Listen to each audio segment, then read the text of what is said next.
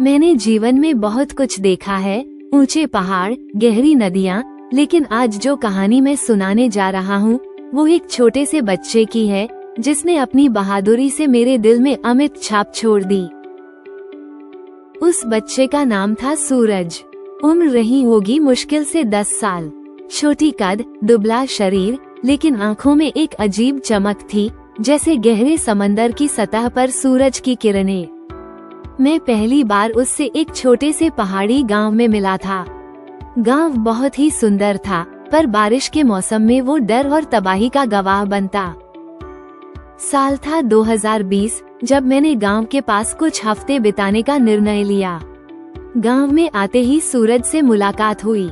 वो बोला, चलिए बाबूजी, मैं सब दिखाऊंगा, लेकिन पहाड़ पर मत चढ़ना, वहाँ भूत है।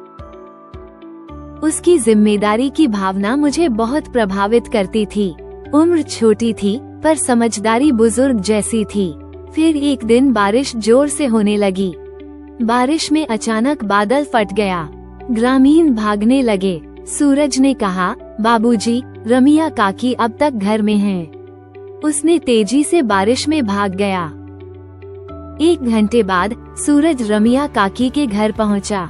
उसने बच्चे को अपनी पीठ पर बांधा और काकी को सहारा देकर धीरे धीरे नीचे लाना शुरू किया। गांव वाले अब तक मैदान में इकट्ठा हो चुके थे। हम सब सांसें थामे इंतजार कर रहे थे। तभी झाड़ियों से सूरज बाहर आया, पीठ पर बच्चा, हाथ में काकी। लोगों की आंखें भर आईं। किसी ने तालियां बजाईं, किसी ने उसे गले लगा लिया। मैं चुपचाप खड़ा था, उस नन्हे बहादुर को देख रहा था। अगले दिन गांव के स्कूल में सूरज का सम्मान किया गया। स्थानीय प्रशासन तक उसकी कहानी पहुंची। उसका जवाब था, क्योंकि अगर मैं नहीं जाता तो वो मर सकते थे। हम इंसान हैं, एक दूसरे के लिए ही तो हैं। उस दिन मैंने जाना कि बहादुरी का कोई उम्र नहीं होता, वो दिल से पैदा होती है।